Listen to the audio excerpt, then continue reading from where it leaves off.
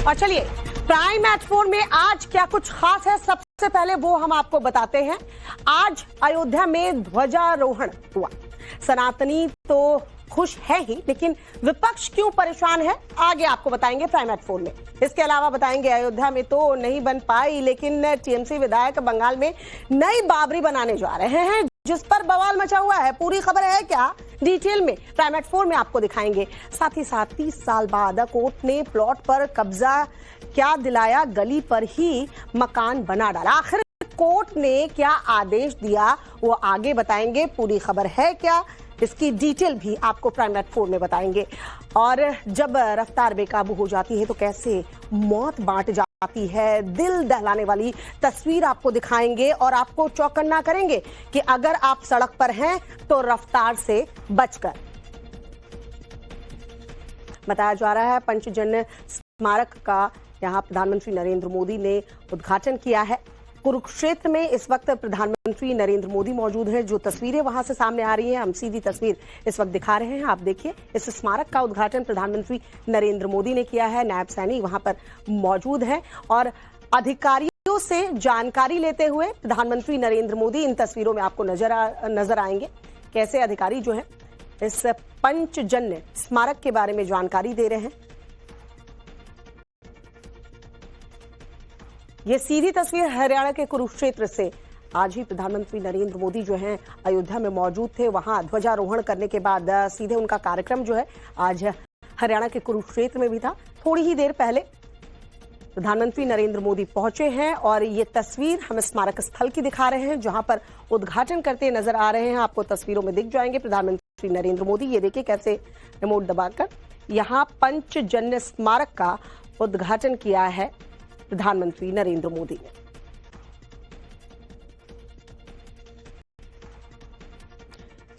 तो ये सुबह की तस्वीर, अयोध्या नगरी, राम की नगरी, जब ध्वजारोहण करने के लिए प्रधानमंत्री नरेंद्र मोदी पहुंचे थे।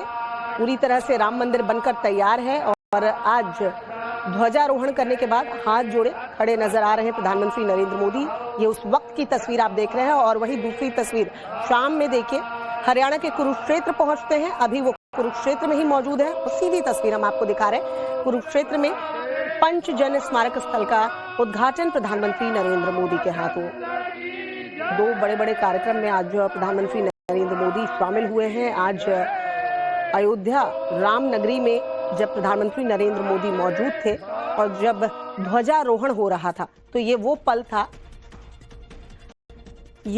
पल था जब पूरा देश राम मंदिर किस तरह से निर्माण हुआ और आज जब वो पूरी तरह से बनकर तैयार है, उस पल का साक्षी पूरा देश बना। और प्रधानमंत्री उस वक्त भी मौजूद थे जब राम मंदिर के प्रथम तल बनकर तैयार था। वहीं दूसरी तरफ शाम का वक्त जब हरियाणा के कुरुक्षेत्र पहुंचते हैं प्रधानमंत्री नरेंद्र मोदी, और यहां पर जो कार्यक्रम पहले से शेड्यूल है, पंचजन्य स्मारक स्थल हम आपको दिखा रहे हैं।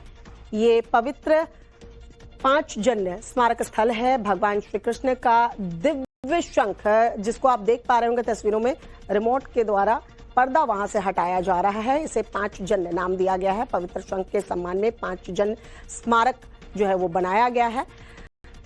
बताया जा रहा है ये जो शंख आप देख रहे थे, विशाल शंख 5.5 टन वजनी है, 5 मीटर ऊंचा है। महाभारत में पंचजन्य से युद्ध घोष हुआ था। श्री कृष्ण, आपको याद होगा महाभारत में जब शंख कहते हैं, शंख फूंक कर युद्ध घोष किया जाता है, उसके लिए इस स्मारक का निर्माण जो है वो किया गया है। और इसकी खासियत जो है, ये विशाल शंख 5.5 टन वजनी, 5 मीटर ऊंचा है। और उसके बाद देखिए जो स्मारक स्थल में और भी चीजें रखी गई हैं महाभारत काल की, उसको कैसे दर्शाते हुए, उसको समझते हुए। चलिए खबरों में आगे बढ़ते हैं, अयोध्या की बात करते हैं। अयोध्या में राम मंदिर का 500 वर्ष का इंतजार आखिरकार आज खत्म हो गया। जी हाँ, रामलला के मंदिर के शिखर पर ध्वज फहराया गया है। ध्वजा लहराने के साथ मंदिर निर्माण का काम पूर्ण हो गया। आज प्रधानमंत्री नरेंद्र मोदी अयोध्या में मौजूद थे। भव्य श्री राम जन्मभूमि मंदिर के शिखर पर जब ध्वजारोहण किया गया, उस वक्त, उस पल के साक्षी बने प्रधानमंत्री नरेंद्र मोदी। इस मौके पर पीएम मोदी ने कहा कि रामत्व को नकारना गुलामी का प्रतीक है और गुलामी की मानसिकता की वजह से प्रभु राम को काल्पनिक बताया गया था।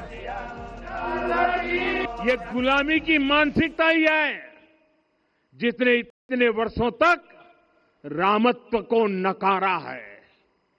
भगवान राम अपने आप में एक वैल्यू सिस्टम है। ओरछा के राजा राम से लेकर रामेश्वरम के भक्त राम तक और शबरी के प्रभु राम से लेकर मिथिला के पाहुन राम जी तक भारत के हर घर में, हर भारतीय के मन में और भारतवर्ष के हर कण कण में राम है।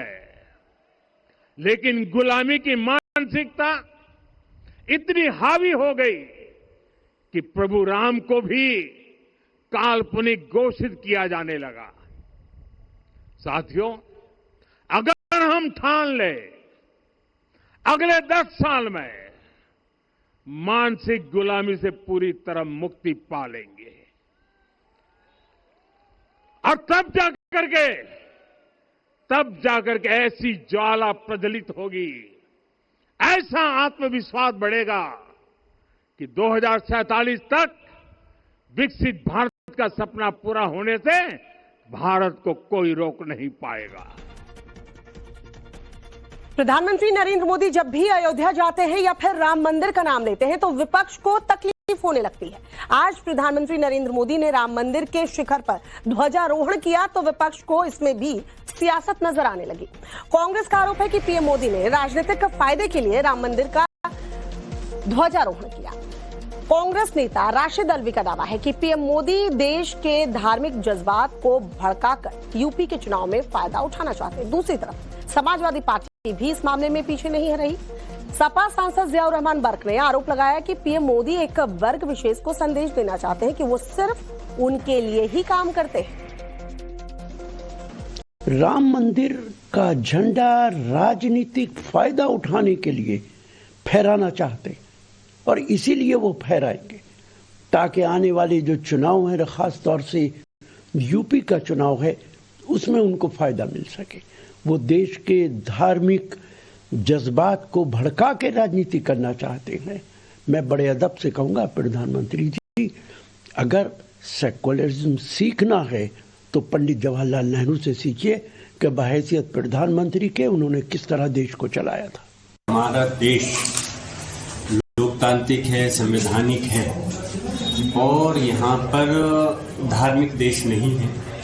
इसलिए हमारे देश के प्रधानमंत्री हो या माननीय प्रधानमंत्री हो, माननीय राष्ट्रपति हो या किसी भी प्रदेश के मुख्यमंत्री हो, तो हम उम्मीद करते हैं कि वो लोग सभी धर्म के लोगों को साथ लेकर के उनकी बात करें, ना कि धर्म विशेष की बात करें। और ऐसा मैसेज देकर के सिर्फ राजनीतिक बेनिफिट हासिल तो हो सकता है, लेकिन देश का भला कभी नहीं हो सकता। अगर एक विशेष वर्ग के लिए, एक समाज के लिए आप सिर्फ ये काम करके अगर एक मैसेज देना चाहते हो कि हम उनके लिए ये काम कर रहे हैं, तो अफसोस है कि इस चीज से कौन से आप प्रदेश और देश की तरक्की कर सकते हो। सिर्फ और सिर्फ गुमराह लोगों को हो सकते हैं। कांग्रेस सांसद इमरान मसूद तो विपक्ष से 2 कदम आगे निकल गए। इमरान मसूद ने सीधे सीधे आरोप लगाया है कि समाजवादी पार्टी के सांसद दलित हैं, इसलिए उन्हें कार्यक्रम में नहीं बुलाया गया। फैजाबाद से समाजवादी पार्टी के अवधेश प्रसाद सांसद हैं, लेकिन कार्यक्रम में उन्हें न्योता नहीं दिया गया था। कांग्रेस का दावा है कि सरकारी कार्यक्रम में नियम के मुताबिक ध्वजारोहण समारोह में उन्हें बुलाया जाना चाहिए था। ऐसा है भाई, दलित है वो, इसलिए नहीं दिया होगा। अब ये तो बड़ी दुर्भाग्य है, लोकल सांसद को प्रधानमंत्री आ रहे हैं और प्रधानमंत्री के आगमन पर लोकल सांसद को भी निमंत्रण ना हो, इससे ज्यादा दुखदायी क्या हो सकता है। और अगर प्रधानमंत्री जी की हैसियत से प्रधानमंत्री जी आ रहे हैं, क्योंकि प्रधानमंत्री जी तो प्रधानमंत्री की हैसियत से आएंगे ना, तो सबसे पहला तो हक वहां के सांसद का है, लेकिन वो दलित है इसलिए उसको बुलाया नहीं। चलिए बात करेंगे ममता बनर्जी की। ममता बनर्जी ने बंगाल में एसआईआर पर सवाल खड़े किए हैं। एसआईआर प्रक्रिया में बहुत वक्त लगता है, ये ममता बनर्जी का कहना है। बीजेपी खेलने की कोशिश कर रही है, सारी एजेंसियां लगा दो तो भी मुझे हरा नहीं पाओगे, ये कहना है ममता बनर्जी का। सरकार जनता तय करती है, ईसीआई नहीं। सीधे सीधे आरोप ममता बनर्जी लगा रही हैं चुनाव आयोग के ऊपर। आप बंगाल पर कब्जा क्यों करना चाहते हैं, ये सवाल भी पूछा है ममता बनर्जी ने। मुझे बीजेपी ने छेड़ा तो उनकी नींव हिला दूंगी, खुला चैलेंज यहां ममता बनर्जी बीजेपी को दे रही हैं। 24 परगना में आज पश्चिम बंगाल की मुख्यमंत्री ममता बनर्जी ने पैदल मार्च किया, जिसमें हजारों टीएमसी कार्यकर्ता उनके साथ शामिल हुए। इस दौरान ममता बनर्जी ने कहा कि अगर एसआईआर के लिए बीएलओ आंदोलन करते हैं तो वो समर्थन देंगी। চিরকাল সরকারে কেউ থাকে না। 2029 বড়ই ভয়ঙ্কর, তোমাদের সরকার থাকবে না। শকুনি মামারা সেদিন কোথায় পালাবে, এখন থেকে ঠিক করে জায়গা রেখে দাও। আমায় বাংলায় আঘাত করলে, কারণ মানুষকে আঘাত করলে আমি মনে করি আমাকে আঘাত করছে। আমাকে আঘাত করলে আমি সারা ভারতবর্ষ হিলিয়ে দেব, এটা মাথায় রেখো। ইলেকশনের পরে আমি একটু দেশটা চষে বেড়াবো। चलिए बढ़ते आगे है। कोर्ट के आदेश के बाद एक शख्स ने क्यों प्रधानमंत्री नरेंद्र मोदी ने राम मंदिर के शिखर पर ध्वजारोहण किया। दूसरी तरफ पश्चिम बंगाल के मुर्शिदाबाद में टीएमसी के नेता और विधायक नई बाबरी मस्जिद खड़ी करने की तैयारी कर रहे हैं। टीएमसी से विधायक हुमायूं कबीर ने 6 दिसंबर को मुर्शिदाबाद में नई बाबरी मस्जिद बनाने का ऐलान किया है। ये वही 6 दिसंबर की तारीख है जिस दिन 1992 में उत्तर प्रदेश के अयोध्या की बाबरी मस्जिद का विध्वंस हुआ था। पिछले साल इस मस्जिद का प्रस्ताव रखा गया था। हुमायूं कबीर ने यह दावा किया है कि 6 दिसंबर को मुर्शिदाबाद के बेलडांगा में नई बाबरी मस्जिद की नींव जो है वो रखी जाएगी। लेकिन टीएमसी के नेता के इस ऐलान के बाद पश्चिम बंगाल की सियासत एक बार फिर से गर्मा चुकी है। जी हाँ, पहले आपको सुनवाते हैं कि टीएमसी के विधायक हुमायूं कबीर ने आखिर क्या ऐलान किया है, जरा पहले ये सुनिए।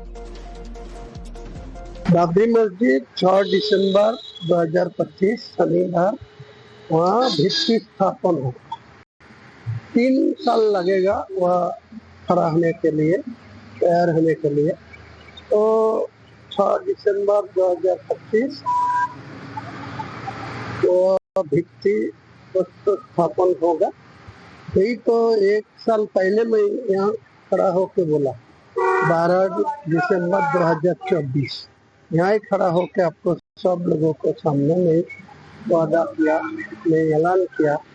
तो फिर वही 6 दिसंबर आएगी तो उसका दिन ही स्थापन होगी। माननीय प्रधानमंत्री ने शिलान्यास करके बढ़िया भगवान का प्राण प्रतिष्ठा हुआ और इस तरीके के ये बाबर की औलाद हैं और जो इस तरीके से अनर्गल भाषा प्रयोग करते हैं और रामलला सबके आदर्श हैं और रामलला के खिलाफ यदि कोई बात करता है तो हिंदू सनातन धर्म और सनातन धर्म एक साथ है और ये तो सब इस तरीके का अपनी राजनीतिक रोटियां सेकने के लिए इस तरीके से अनर्गल शब्द का प्रयोग कर रहे हैं। मंदिर मस्जिद की राजनीति के लिए ये सब अपने वोट बैंक के लिए ये सब राजनीतिक भाषा बोलते रहते हैं, हमेशा प्रयोग करते रहते हैं। ये भारत देश हमारा संपूर्ण ये भूमि सनातन की रही है, सनातन की ही रहेगी। इसमें राजनीतिक रोटियां केवल कुछ क्षण के लिए हैं, ये हमेशा से सनातन रहा है, सनातन ही रहेगा। आक्रमणकारी था तो बाबर की मस्जिद, बाबर जो थे वो आक्रमणकारी थे, तो उनकी जो मस्जिद बनेगी क्यों बनाई जाएगी? इसका कोई आधार ही नहीं है मस्जिद बनाने का। और जो इसका समर्थन करता है उनको विदेश से भी बाहर निकाल देना चाहिए। यहाँ पर ये जानने वाली बात है कि 6 दिसंबर जो तारीख है उसको लेकर के ज्यादा विवाद मुझे लगता है। सारा नाम तो ऐसी कोई बड़ी बात नहीं, क्योंकि बाबरी मस्जिद जैसे एक नाम हो गया, ऐसे भारत के अलग अलग शहरों में न जाने कितनी ऐसी मस्जिदें हैं जो कि अलग अलग आक्रांताओं के नाम पर अब भी मौजूद हैं। तो हो सकता है इस तारीख को लेकर के ज्यादा नाम आप उचित मानते हैं? नाम मुझे लगता है कि नाम में कोई ऐसा कोई मतभेद नहीं होना चाहिए। इस बीच बीजेपी ने मुर्शिदाबाद में नई बाबरी मस्जिद बनाने के मामले में ममता बनर्जी को निशाने पर ले लिया है। जी हां, बीजेपी सांसद संजय जायसवाल ने टीएमसी पर हमला करते हुए दावा किया है कि सबके पीछे ममता बनर्जी है, क्योंकि अकेले हुमायूं कबीर कुछ नहीं कर सकते। संजय जायसवाल ने आरोप लगाया है कि ममता बनर्जी ने बंगाल को रोहिंग्या मुसलमान और बांग्लादेशियों का शरण स्थल बना दिया है। हर पकड़ा गया बांग्लादेशी और रोहिंग्या के पास से जो आधार कार्ड मिलता है वो 24 परगना का ही होता है।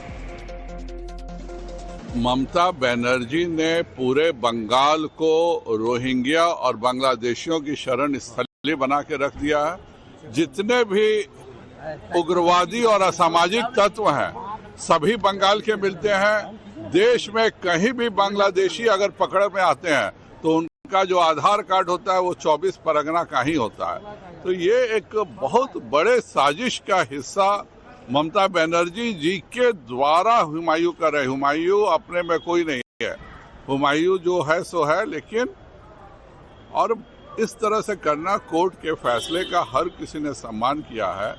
जानबूझ करके देश में विवाद पैदा करने के लिए यह काम कर रहा है। ममता बनर्जी को SIR से दिक्कत है, ममता बनर्जी को भगवान राम के मंदिर से दिक्कत है, ममता बनर्जी को भारत के हर बहुसंख्यक नागरिक से दिक्कत है। वह केवल बांग्लादेशियों और रोहिंग्याओं की मुख्यमंत्री है। मेरठ के जागृति विहार में सुशील नाम के शख्स को लंबी कोर्ट लड़ाई के बाद जमीन पर कब्जा मिला तो घर बनाने को लेकर पूरे मोहल्ले से उसकी छन गई। मामला यहां तक पहुंचा कि घर की आधी बन चुकी दीवार को मोहल्ले के लोगों ने मिलकर गिरा दिया, जिसके बाद मौके पर पुलिस को बुलाना पड़ा। लोगों के विरोध के बाद पुलिस ने आखिरकार निर्माण को रुकवा दिया। प्रशासन ने सफाई दी है कि मकान बनाने वाले सुशील ने मकान का नक्शा पास नहीं करवाया था, इस वजह से मकान के निर्माण को रोका गया। लेकिन पुलिस को भी समझ नहीं आ रहा है कि वो करे तो क्या करे, क्योंकि सुशील को जमीन पर कब्जे के आदेश सिविल कोर्ट से मिले हैं।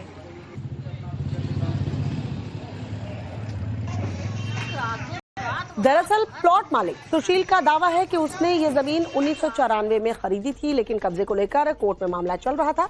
आखिरकार उसे अब जाकर कब्जा मिला है। इतना ही नहीं, सुशील के मुताबिक कोर्ट के आदेश के बाद खुद अधिकारी पुलिस फोर्स के साथ आए थे और उसे जमीन पर कब्जा दिलाया था।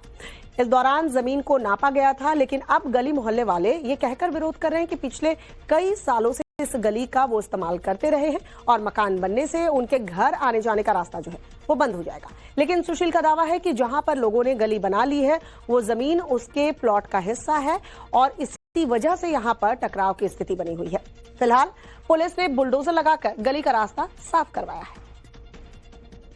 अमीन साहब आए थे फोर्स लेकर के, उन्होंने बाकायदा कब्जा दिलाया। कल मेरी गैल मारपीट करी गई, पथराव करा गया मेरे ऊपर। ये जी कॉलोनी के हैं, सारी कॉलोनी एक तरफ है, मैं अकेला एक तरफ हूँ। अच्छा भैया, लोगों का ये आरोप है ये रास्ता 27 साल से 30 साल से रास्ता है, उसके बाद में क्या आपकी जमीन पे रास्ता आपको बिना मुआवजे के बना दिया गया है? हाँ जी, बगैर मुआवजे के बना दिया। सन 94 का मेरे पास कागज है इसका। बिहार में नई सरकार बनने के साथ ही पटना में योगी मॉडल की एंट्री हो गई है। पटना में नगर निगम ने अतिक्रमण के खिलाफ स्पेशल ड्राइव शुरू कर दी है, जिसके तहत सबसे पहले सड़कों के किनारे अवैध अतिक्रमण को हटाया जा रहा है। आज प्रशासन ने पटना की मुख्य सड़कों पर किए गए अतिक्रमण को बुलडोजर के जरिए हटाया है। इस बार गृह मंत्रालय बीजेपी के कोटे में है। डिप्टी सीएम सम्राट चौधरी इस पदभार को संभाल रहे हैं। पद संभालने के साथ ही सम्राट चौधरी ने साफ कर दिया था कि अतिक्रमण और अपराध मुक्त बिहार वो बनाएंगे और इसकी झलक अभी से दिखनी शुरू हो चुकी है।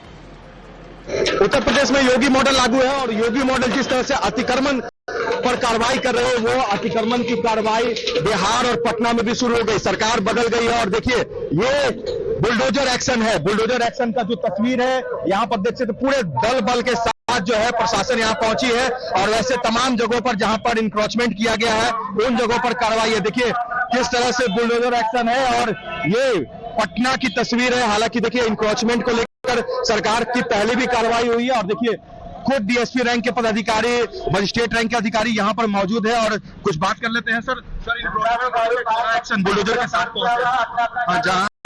जहाँ जहाँ भी इंक्रोचमेंट हो रहा है वहाँ से स्पेशल ड्राइव चलाया जा रहा है और हम लोग प्रयास कर रहे हैं कि जल्द से जल्द इंक्रोचमेंट मुक्त पटना किया जाए। बुलडोजर के साथ सर एक्शन शुरू हो गया? हाँ एकदम, और किसी भी हालत में मतलब इंक्रोचमेंट को बर्दाश्त नहीं किया जाएगा।